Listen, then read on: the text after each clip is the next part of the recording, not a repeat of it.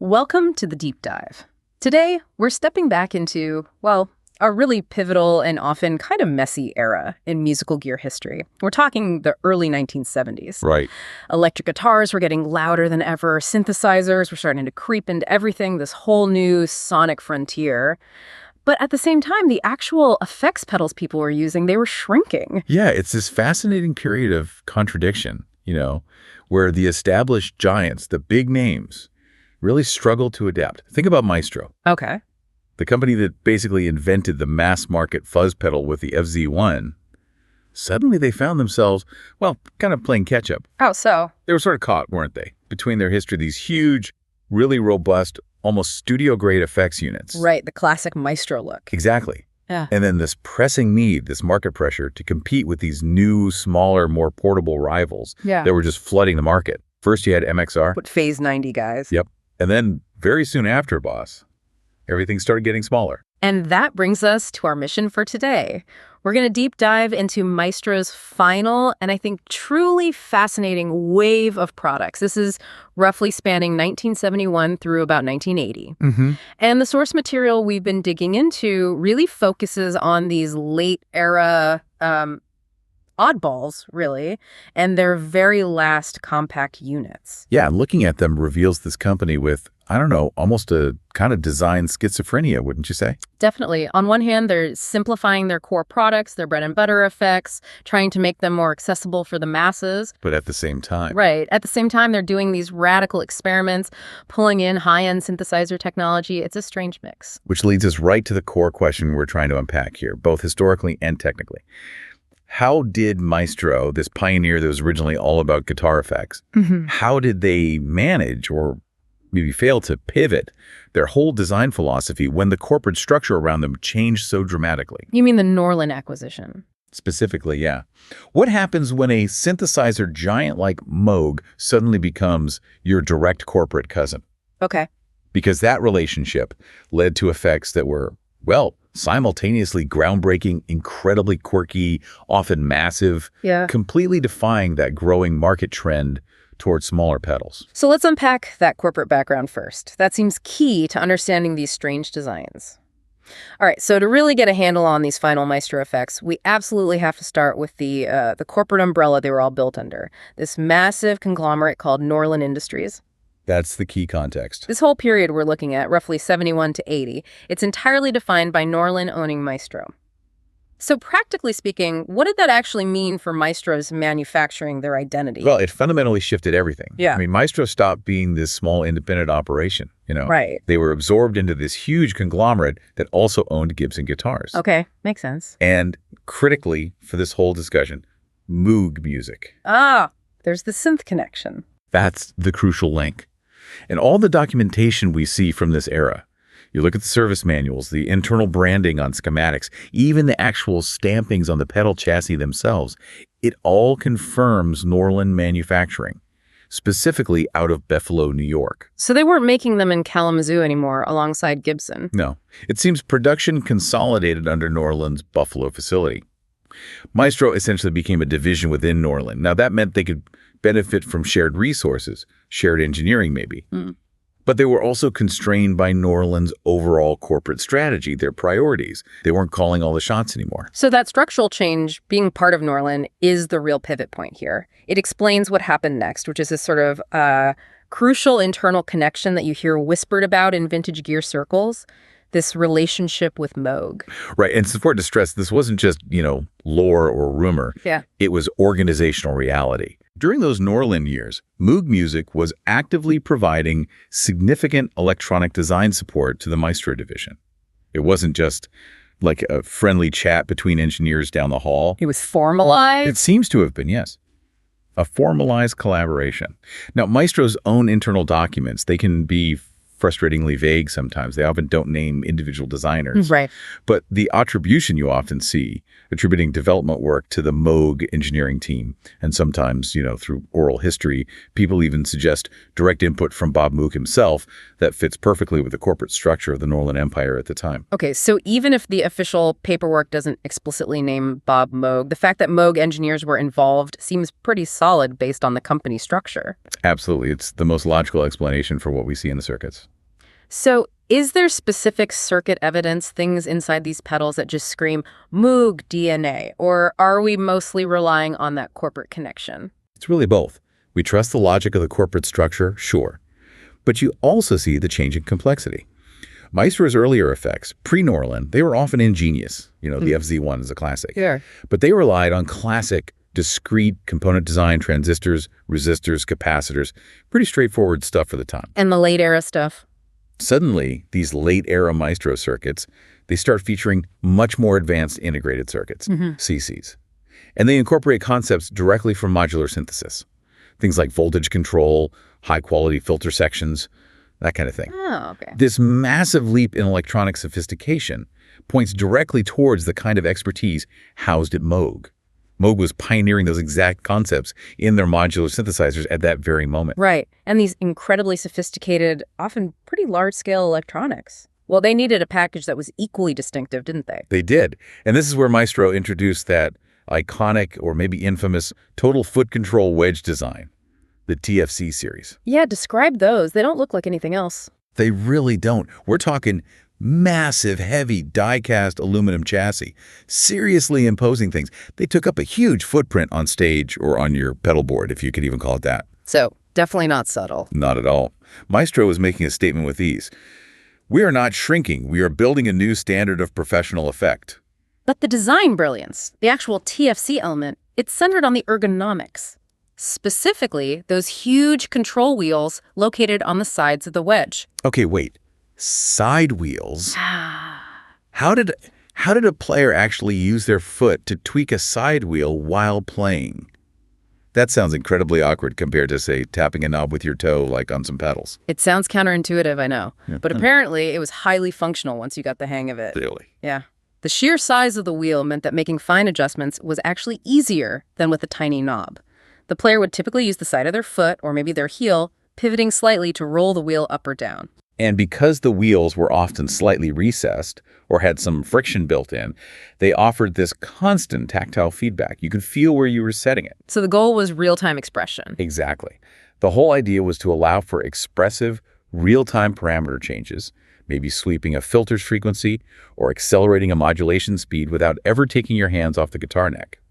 It was Maestro's attempt to transfer the kind of expressive control you get from a wah pedal or a volume pedal to a whole new set of parameters. Hashtag 1.1, the MFZ1 fuzz, the bridge. Okay, let's start applying this design philosophy, this TFC wedge idea, to their absolute bread and butter effect, fuzz. The MFZ1 fuzz, packaged in that big wedge, seems like it represents a pretty definitive break from their pioneering past, the FZ1. Oh, absolutely. The MFZ1 is kind of the sonic bridge, isn't it? It actively moved away from that original FZ1 lineage. If you remember the FZ1, the original fuzz tone. The Stones' satisfaction sound. That's the one. Germanium transistors, battery-powered originally, and it had that famous, almost battery-starved, sputtery, garage rock buzz. It sounded like, Yeah. I don't know, a kazoo amplified through sandpaper. Yeah, thin, aggressive, very 60s. Very 60s, very vintage. The MFC1 is a different beast entirely.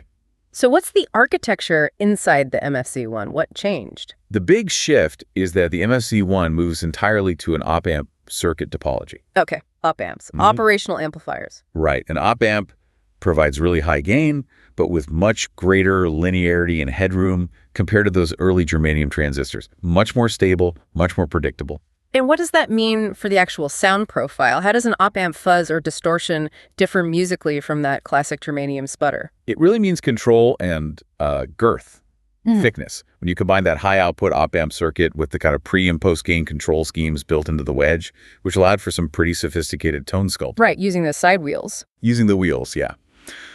The result is something much, much closer to what we now call fuzz distortion. It's tight, it's gritty, and it has immense output level available. So it doesn't sputter and die out like an old FC1 might? Not at all. No. It sustains beautifully, it cuts through a mix much better, and it actually cleans up better with your guitar's volume knob than many earlier fuzzes. It feels like it was designed specifically to compete with the high-gain rock tones that were becoming dominant in the mid-'70s. That makes the MFZ1 a really crucial piece of their history then. It's not just another effect, it's almost like a statement from Maestro. I think so. It's like they were saying, okay, we still make the best fuzz, but we're adapting it for the modern era of high volume, high gain, and sustain. And it clearly succeeded on some level. It offered this tighter, maybe more compressed, definitely more aggressive sound. And ironically, that's exactly what has made it a bit of a favorite on some modern garage and alternative recordings. Players who want that aggression, but maybe without the fussiness or unpredictability of a true vintage fuzz, hashtag 1.2, an FCT1 fuzz stand, the one-up. Right. And building directly on that new, tighter MSC-1 foundation, Maestro immediately tried to take it one step further. They tried to one-up themselves, really, with the MFC-21 Fuzztane. This one surfaced around, say, 1976 to 1978. The Fuzztane, I mean, the name is fantastic because it tells you exactly what problem they were focused on solving here. Sustain. Absolutely. If fuzz gives you gain and gain helps with volume, how do you make the note just hang there forever? Well, Maestro's answer was, you integrate a compressor circuit right into the fuzz pedal. Whoa, okay, so the MSC-T1 was actually a combo unit. Yes. It combined that aggressive op-amp fuzz circuit we just talked about with an onboard compressor, all housed within that single giant TFC wedge chassis. This wasn't just like stacking two separate pedals. This was integrating two quite sophisticated circuits at the manufacturing level. That's a fundamentally different approach than what most rivals like MXR or EHX were doing at the time, right? They were mostly selling a distortion pedal and a separate compressor pedal. Exactly. Maestro was aiming higher. They were selling a singular, dedicated, sustained lead guitar machine. It was marketed specifically for achieving that long, smooth, almost violin-like sustain, which was really the holy grail for lead guitarists in that era, wasn't it? Oh, absolutely. Everyone wanted endless sustain. And the inclusion of that dedicated compressor circuit meant that even if you didn't crank the fuzz gain way up, you still got that consistent, controlled, leveled output. The compressor helped smooth everything out and keep the level strong. That level of integration, putting both in one box, that really feels like it confirms that high-end Moog-era Maestro design philosophy, doesn't it? Focusing on solving complex performance problems with clever internal circuitry. I think it does. It wasn't just about making noise. It was about shaping the envelope of the sound in a very deliberate way. And I love the little theatrical quirk associated with this model. You mentioned that on some units, those foot-tweakable side wheels would actually light up. Yes. Can you imagine that big glowing wedge on a dark stage? It's peak 1970s rock and roll aesthetics right there. Totally. It just underscores that Maestro, even in this final wave, was still thinking about the performer, about the visual impact, the theatrical element of the equipment. It wasn't just about the circuit diagrams. Right. But speaking of circuits, what's equally important and confirmed by the surviving service manuals, like the ones for the MSCT1 or the MSCT272A variant, is the rigorous detail in that documentation. What did They confirm the Norland Buffalo branding, so we know where and when it was made. And they detail the complex, integrated circuit pathways for both the fuzz and the compression components. It leaves absolutely no doubt that this was a serious, sophisticated engineering effort, not just slapping two simple effects together. Okay, so despite the engineering brilliance, maybe even the stage presence of those big TFC wedges, Maestro was undeniably fighting a losing battle against the market reality. Which was? The mid-'70s just belonged to smaller enclosures. It's that simple. The immediate, almost explosive success of MXR, who really pioneered that small, rugged, die-cast metal enclosure with simple knobs. Yeah, the Dynacomp, the Phase 90. Exactly. Those pedals changed everything. And then you had the impending global dominance of Boss pedals coming right behind them.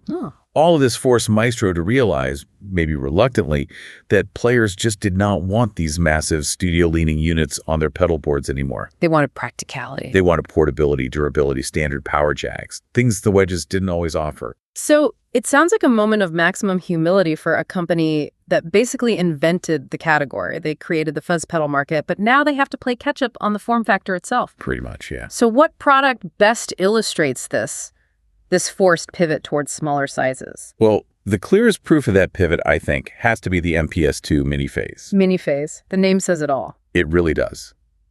Maestro had to embrace shrinkage And the MPS-2 was a direct response to those market forces being defined by the MXR Phase 90 and also the electroharmonic small-stone phaser. So they were essentially taking their classic, well-regarded Maestro phase sound A sound they absolutely knew how to nail. and just repackaging it. Exactly. The MPS-2 featured that dead simple single knob design, built for ease of use, built for portability. It offered that warm, chewy, vintage Maestro phase sweep, a sound they knew players liked. But finally, in a small, pedalboard-friendly footprint. So it confirms Maestro understood, maybe late, but they understood that if they wanted to survive in the pedal market, they had to offer practical, compact alternatives to their beloved, but frankly bulky flagship models like the big PS1 phaser. They had no choice, really. Yeah. The market had spoken. Hashtag tag 2.1, the essential OB1 octave box. Okay. But even while they were shrinking some things down, one of the most historically significant units to come out of this whole wave was actually compact and totally unique for its time. I'm talking about the OB1 octave box, which came out starting way back in 1971. This thing is genuinely foundational, isn't it? Oh, it is absolutely crucial. Okay. The OB1 is widely recognized as one of the very, very earliest mass-market octave stomp boxes available to guitarists. Before this, getting that sub-octave sound usually meant complex studio gear or maybe a synthesizer. Right. The OB1 didn't just add a little flavor, it really helped define the sound of analog sub-octave generation for years to come. It put that sound suddenly right there at your feet. And technically, for 1971, this must have been a massive undertaking. It's a one-octave down analog divider pedal. Can you break down the circuit for us a bit? What was the core technology that made this possible back then? Sure. Looking at the schematics, you see a pretty sophisticated multi-transistor front end.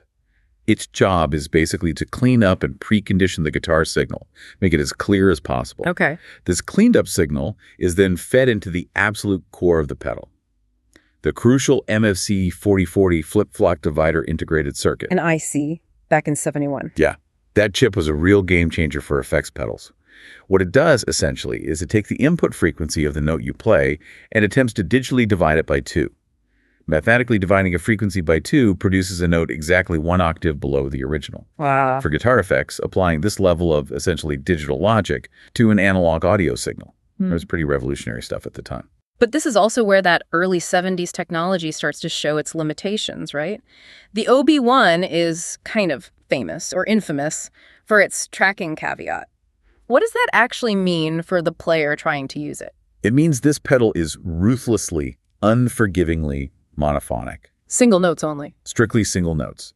Because it relies on accurately tracking the fundamental frequency of the input signal to perform that mathematical division, it just cannot handle complex chords. It can't even handle fast, slightly sloppy single note playing very well. What happens if you try? If you try to play 2 notes at once or play too quickly, the circuit just gets confused. It doesn't know which frequency to divide, and that leads to that characteristic octave pedal sound.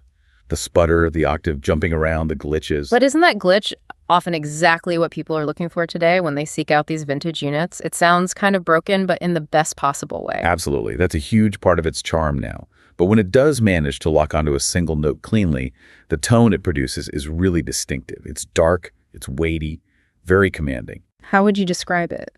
It often sounds more like a heavy, maybe slightly distorted church organ, or perhaps like a doom-laden synthesizer bass note, rather than a modern, clean, almost synthy, buzzy octave generator. Interesting. And it's particularly effective, people found, when you place it before a high-gain fez unit, maybe like that MFZ1 we were just discussing. Ah, okay. Why before? Putting the octave down first, then hitting it with fuzz. Yeah.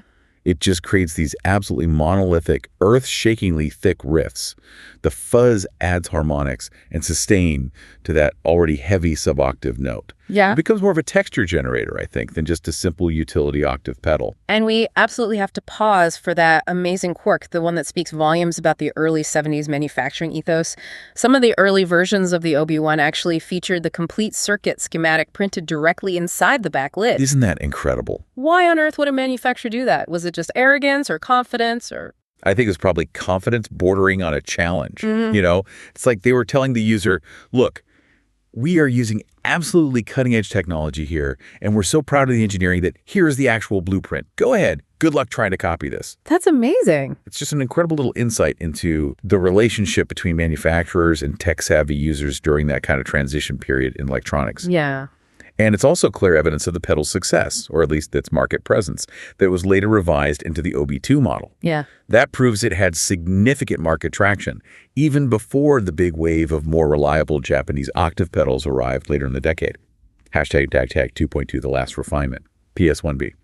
Okay, so to sort of conclude our look at Maestro's direct response to the demands of the compact market, we really have to discuss the PS1B phase shifter. The phaser. This is the late variant of their truly foundational PS1A phaser family, the effect that really launched the phasing sound into the mainstream rock world back in the late 60s and early 70s. Yeah, the original PS1 was an absolute beast, wasn't it? Known for its huge size, often operated by a kind of foot rocker mechanism. Right, like a wah pedal housing almost. And it famously featured those 3 distinct preset speed selections: slow, medium, and fast. Click, click, click. It was a spectacular, if slightly cumbersome, stage piece. Yeah, definitely iconic. But the PS1B signals Maestro's final, really complete concession to the new market standards. What was the key change? The big revision was that they traded that older, slightly clunky foot rocker control for speed, and they got rid of the 3-position switch entirely. Instead, they put in a much more conventional variable speed potentiometer. Just a regular rate control knob, like on an MXR Phase 90? Exactly like that, a standard rate knob. Wow. So they took their absolute flagship effect, the massive unit that really defined their phasing legacy, and they essentially redesigned it to look and function exactly like the smaller, simpler rivals they were trying to compete against? Pretty much, yes. What does that tell us about the final state of the company, or at least their pedal division by that point? Well, I think it tells us that the battle for the preferred form factor was definitively lost. Maestro had to give in. The PS1B represents the very last refinement of their flagship phase effect before those compact, knob-driven layouts completely conquered the entire market. They were acknowledging reality. They were acknowledging that, for most players, ease of use, standardization across pedal boards, and simple portability had become more important than the theatrical, maybe more complex, foot-controlled apparatus of their earlier TFC wedge era. The size revolution, driven by MXR and Boss, was complete. Okay, but here's the fascinating counter-narrative to the section we just finished. While Maestro was being forced, kicking and screaming perhaps, to shrink down their phasers and fuzzes to compete with the compact market, Right. they absolutely refused to compromise on pushing the boundaries of experimental electronic design into other areas. And this is where that Norlin corporate connection, specifically the Moog connection, becomes absolutely crucial again. Because they were boldly, almost brazenly, importing pure synthesizer ideas, really sophisticated modulation and filtering concepts directly into guitar effects pedals. And they were doing this years before most of their rivals even considered it possible, let alone common. It almost sounds like Maestro was running 2 completely separate design teams in parallel. One focused on creating a standard, competitive, compact product line. Gotta pay the bills. Exactly. And the other team focused on making electric guitars sound like giant modular synthesizers. That's almost exactly the dual identity they seem to have. Maestro, in this late phase, wasn't just making effects for the guitar anymore. They were taking the actual control structures, the fundamental sound manipulation techniques from something like a Moog synthesizer, and figuring out how to integrate them into a guitar-accessible format. That's a huge intellectual leap. It was years ahead of the curve for pedal design. And we even see hints, don't we, of other pioneering synthesis being involved here. The source material we looked at links some of these more experimental units back to Tom Oberheim during the time he worked with or for Maestro. That's absolutely right. Tom Oberheim, who of course would later go on to define polysynthesis with his own legendary instruments in the late 70s, actually had a period of direct involvement with Maestro, likely through the Norlin connection as well. Wow. So the design pool was deep. Incredibly deep. This means the late-era Maestro design team, or at least the experimental wing, was pulling ideas from the absolute cutting edge of electronic music instrument design at the time. This access gave them the license, and maybe the confidence, to get truly weird. And that culminated in some of their most unique, most niche, and maybe most misunderstood products. Okay, let's dive into what is possibly the most radical example of the synth-to-guitar crossover, the FSH1 filter sample hold, another one in that big wedge format appearing in the mid-70s. Just the name itself, filter sample hold. That's pure synthesizer jargon, isn't it? Oh, absolutely. It sounds intimidating, right? But its function, while complex, is sort of elegant in its inherent weirdness. The FSH1 combines 2 distinct and pretty advanced synthesizer concepts into one pedal. a random sample and hold filter effect, coupled with a more traditional envelope filter or auto-wah function. Okay, for the listener who might not be deep into modular synthesis, we probably need to clarify what sample and hold actually does in a musical context. It's not like sampling audio, right? No, not at all like modern digital sampling.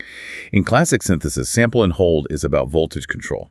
Essentially, it's about freezing a moment in time, specifically a voltage level, and then using that frozen voltage value to control something else, in this case, the cutoff frequency of a filter. How does it generate that voltage? Typically, the unit internally generates a constantly fluctuating random voltage, often derived electronically from a noise source. The sample and hold circuit then periodically samples that random voltage. It takes a quick snapshot of whatever the voltage is at that precise instant, and then it holds that specific voltage level constant for a very short duration, maybe a fraction of a second. Okay, it grabs a random voltage and holds it. Then what? Then that held step voltage is used to directly control the frequency cutoff point of the pedal's filter. So the filter frequency doesn't sweep smoothly, it jumps abruptly from one random frequency setting to the next, based on those sampled voltages. And what's the sonic result of controlling a filter with random stepping voltage like that? What does it sound like on a guitar? The result is this series of seemingly random, often rhythmically stepped filter sweeps. Yeah. It creates these robotic, sometimes arpeggiated or sequence-like bleeps and bloops. Tones that sound completely unnatural coming from a guitar, almost like R2-D2 having an argument with a funky stepping bass line. So, not subtle modulation. Definitely not. This wasn't smooth cyclical modulation like phasing or flanging. This was automated, discontinuous, almost algorithmic sound design. Its sole purpose, really, was to bring these sophisticated high-end synth tricks, these textures previously only available on expensive modular systems, directly to guitar and bass players who didn't want to or couldn't lug around a full Moog rig. This really places the FSH-1 strategically alongside some of Maestro's earlier radical units, doesn't it? Things like the RM1A and RM1B ring modulators or their early parametric filter. It feels like a continuous thread. Absolutely. These products, viewed together, demonstrate this ongoing philosophical commitment from Maestro, likely driven by that Moog Oberheim influence, to using the electric guitar not just as an instrument to be subtly enhanced, but as a trigger, an input source for truly radical synthetic sound generation. Yeah. It proves that Maestro was viewing the electric guitar in a very forward-thinking way. While many of their rivals were busy perfecting overdrives, compressors, and analog delays refining traditional guitar sounds, Maestro was actively trying to make the guitar sound like a self-sequencing, random voltage-controlled synthesizer. They had access to the intellectual DNA of Moog. And they clearly had the confidence, or maybe the corporate backing from Norlin, to actually use it in products, regardless of whether the mass market was truly ready for something quite that strange. Now, as we hinted at earlier, Maestro wasn't only designing stomp boxes during this final wave, whether they were the big wedge-shaped ones or the later compact ones. They were also actively attempting to reimagine the entire guitar rig, the whole performance setup. They were focusing on things far outside the traditional realm of floor-based effects pedals. That's a really important point. Things like electronic accompaniment, mechanical speaker motion, even early concepts that blurred the lines towards guitar synth ideas. Yeah, it's crucial to remember that musical effects don't just happen at the circuit level inside a little metal box. They happen at the level of the stage, the interaction with the amplifier, the speaker cabinet, even the rhythmic context. Maestro seemed to understand this holistic view and was trying to build an entire performance ecosystem for the musician. Hashtag 4.1, the stage rig reinvention. Okay, the best and probably the most famous example of this kind of holistic stage-focused thinking has to be the RO1 Rover rotating speaker. This appeared around 1971 to 1973, right in that early Norlin period. The Rover, yes. It's just a magnificent piece of electromechanical engineering focused entirely on delivering a specific classic stage sound in a new way. What exactly was it? It wasn't just a speaker cabinet, was it? No, not just a static cab. What it is, essentially, is a self-contained, somewhat portable rotating speaker drum. Think of the spinning horn or drum inside a classic Leslie organ speaker. Right, the Leslie sound. Maestro basically isolated that rotating mechanism, put it in its own enclosure, often with its own small amplifier built in. It wasn't really designed to replace a huge, heavy Leslie cabinet entirely. It was designed to be more portable and easily integrated into an existing guitar rig. So how did a guitar player actually incorporate the Rover into their setup on stage? Did they plug their guitar straight into it? Not usually, no. The more common way to use it was indirect. The player wouldn't necessarily plug their guitar directly into the Rover. Instead, they would simply place the Rover unit near their existing amplifier speaker cabinet. Ah, okay. Like a supplemental speaker. Exactly. The Rover was its own contained system, providing that true physical mechanical Doppler shift swirl effect, just like a massive Hammond organ in the Leslie cabinet, but in a dedicated, somewhat more compact unit that was far easier to transport and set up than a full Leslie. You'd mic the Rover alongside your main amp. And the sound of a real rotating speaker, that physical movement of air is highly distinct, isn't it? That kind of watery three-dimensional swirl. Oh, completely distinct. Yeah. And the Rover provided a powerful, purely acoustic way to achieve that sound on stage, which is very different from the later electronic phaser or chorus pedals that tried to simulate it. Right. The fact that it was self-contained and relatively portable compared to a Leslie 122 made it a real favorite for some touring musicians back then. And its legacy is pretty significant, partly due to its association with David Gilmour of Pink Floyd, right? Absolutely. Gilmour famously used the Maestro Rover in the early 70s. And that exposure, using it on stage and on recordings, later directly inspired the development of his highly customized Doppelus, those more sophisticated custom-built rotary speaker rigs he employed during Pink Floyd's massive stadium tours later on. And we know the Rover was a serious piece of gear because surviving schematics and period articles confirm its robust construction and its dedicated use as a professional stage tool, not just a gimmick. Hashtag tag 4.2, the tabletop multi-FX and rhythm machines. Okay, now moving even further afield from the traditional pedalboard concept, Maestro also invested quite heavily in devices designed not for the floor, but for the desktop, the tabletop, or maybe the recording studio console. Right. This really shows a complete rethinking of what a guitar accessory could even be. Yeah. They were moving beyond just stomp boxes. A prime example is the G2 Rhythm In sound for guitar. This was produced in the late 60s, carrying into the early 70s. Looking at pictures of it, it looks less like a guitar effect and more like some kind of proto-workstation or maybe a small mixing desk. That's a great way to put it. A proto workstation. Because that's essentially what it was trying to be. It's a genuinely bizarre, ambitious tabletop unit that combined multi-effects and a rhythm box together. The original service manual actually describes it as a complete preamp multifix system. That was a really forward-thinking idea for the era. And it had a truly dizzying array of functions built in, far beyond what any standard stomp box was offering at the time. It really did. On the effects side alone, you had built-in fuzz, tremolo, an auto-wah function, and even a bass octave effect, similar to the OB1 maybe. Okay, quite a lot already. But the element that truly defines its oddness, its ambition, is the integrated rhythm section. It featured dedicated trigger buttons for preset percussion sounds, bongo, brush, tambourine, and cleve rhythms. Wow. So Maestro was trying to sell a complete all-in-one accompaniment solution. Exactly. For the solo performer playing a coffee house maybe, or for the home studio musician who needed a simple backing track and some sophisticated guitar effects, all integrated into one convenient box. It's a clear ancestor, in concept at least, of today's digital multi-effects units that often include rhythm patterns and amp modeling this idea of a full performance ecosystem in one device. And that whole concept of providing electronic accompaniment leads us directly to one of Maestro's most culturally significant product lines, one that often gets overlooked in guitar gear history, but had a huge impact elsewhere. The Maestro Rhythm King series, the MRK1, MRK2, and the subsequent models. Ah, the Rhythm Kings, yes. These were Maestro's dedicated analog rhythm boxes designed in the early 70s. Unlike the G2, which tried to do everything, the Rhythm Kings were focused solely on generating drum machine rhythms. What were their key features? They typically featured around 18 preset rhythm patterns, bossa nova, waltz, rock, swing, etc., and maybe 8 trigger buttons to manually play individual drum sounds like kick, snare, hi-hat. Very simple, very analog, very characteristic sound. And they earned a fantastic nickname on the street, didn't they? The Funk Box. They did, the Funk Box. And this is where the Maestro story connects to popular music history in a really huge, unexpected way. That nickname is entirely deserved, and the legacy of the Rhythm King, particularly the MRK2 model, is absolutely cemented in the foundational sounds of funk, soul, and even early hip-hop. How so? The MRK2 is famously and widely credited with providing the unique, incredibly dry, slightly stiff, and clunky drum machine rhythm that forms the backbone of Sly and the Family Stone's classic, genre-defining 1971 hit track, Family Affair. That iconic beat is a Maestro Rhythm King. That's the one.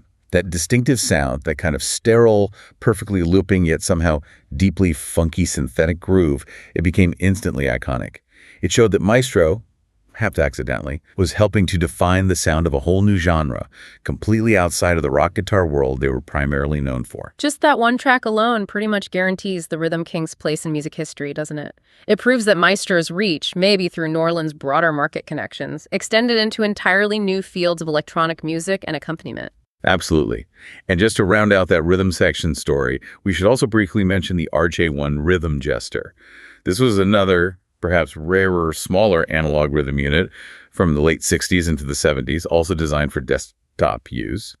It just confirms that Maestro, under Norland, was seriously invested in this electronic accompaniment market as a crucial part of the modern musical landscape they saw emerging. It really demonstrates a massive confidence, doesn't it? Not only in their electronic engineering capabilities, thanks maybe to Moog, but also in their read of the changing musical environment. They seem prepared to potentially abandon their traditional guitar focus entirely if they thought that was where the next wave of innovation and sales really lay. It was a bold, if ultimately short-lived, strategy. Wow. This has been a fascinating dive into a company truly caught at a crossroads, hasn't it?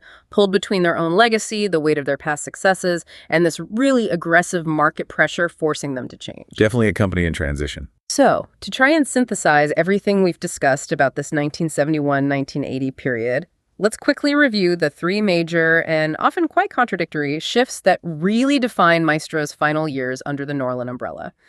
Why should the modern listener, the learner tuning in today, really care about these old, often quirky, sometimes massive oddballs? Yeah, what's the so what? Why does this matter now?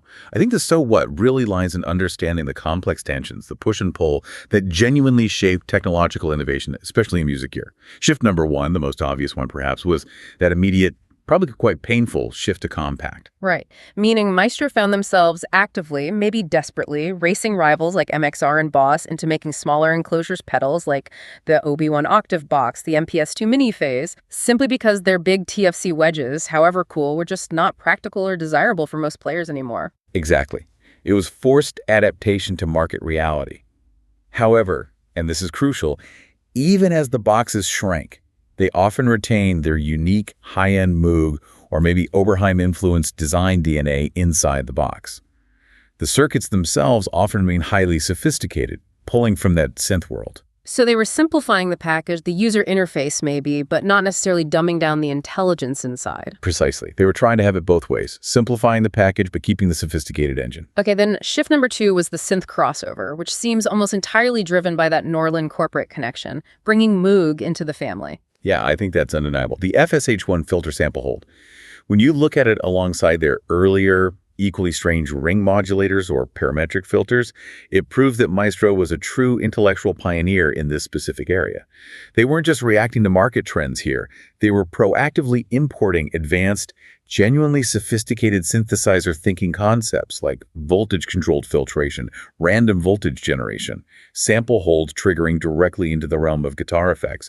And they were doing it years before the mainstream really caught on. They saw guitar effects differently. They really did. They viewed them almost as extensions of modular synthesis, not just as simple signal processors for making a guitar louder or slightly wobblier. Okay. And the final shift, number three, which demonstrates just how expansive their thinking was becoming. Beyond pedals. Right. The R01 Rover rotating speaker, the incredibly ambitious G2 Rhythm N Sound multi-FX tabletop unit, and of course the iconic Rhythm King funk boxes. All of these demonstrate that Maestro's ambition in this final phase extended way beyond just making simple stomp boxes. They were thinking bigger picture. Much bigger. They were actively attempting to reimagine the entire performance rig itself. They were focusing on manipulating speaker motion, providing electronic accompaniment, exploring early forms of holistic musical integration between the instrument, the effects, and the rhythm. They were genuinely trying to build the future of the performing artist's complete setup, not just one small part of it. It is genuinely fascinating, looking back, to witness a pioneering company struggle so, almost elegantly, trying to keep up with the relentless market demands for shrinking form factors, while simultaneously trying to invent the absolute bleeding-edge future of sound design. They were designing the ultimate compromise, weren't they? And that inherent contradiction, that tension, is exactly what makes this final wave of Maestro products so rich and interesting to study today. You take something like the MSCT1 fuzztane, right? With its integrated compressor circuit sitting alongside the high-output op-amp fuzz. It's almost the perfect metaphor for this whole era at Maestro. It shows Maestro trying to solve a core problem for guitarists, achieving endless sustain. Not through simple brute force gain alone, but by integrating a separate, sophisticated compression circuit directly into the unit. It's an engineered solution, not just more fuzz. That integrated solution, combining functions within one, often large box, that feels key. And it brings us right back to the potential power of that TFC wedge format, doesn't it?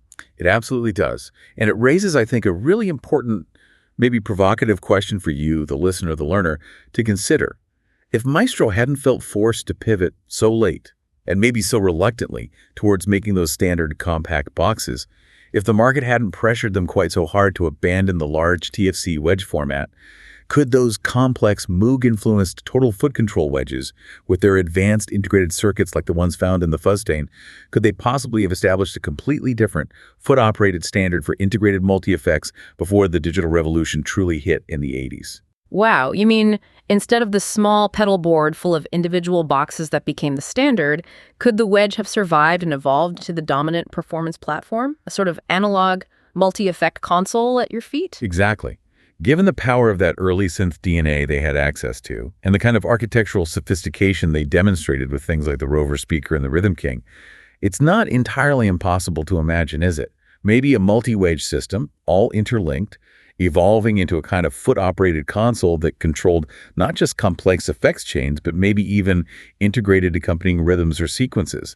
It forces you to consider how that pioneering integrated design philosophy might have changed performance technology entirely had they not been caught, perhaps just a few years too early, by the overwhelming speed and success of the compact pedal revolution. That is a wonderful counterfactual history to chew on. The legacy of these final Maestro oddballs isn't just in the unique sounds they made, but maybe even more so in the radical, integrated future they almost created for musicians. Thank you for diving deep with us today into the final, fascinating wave of a truly legendary gear company. Always a pleasure. Thanks for having me.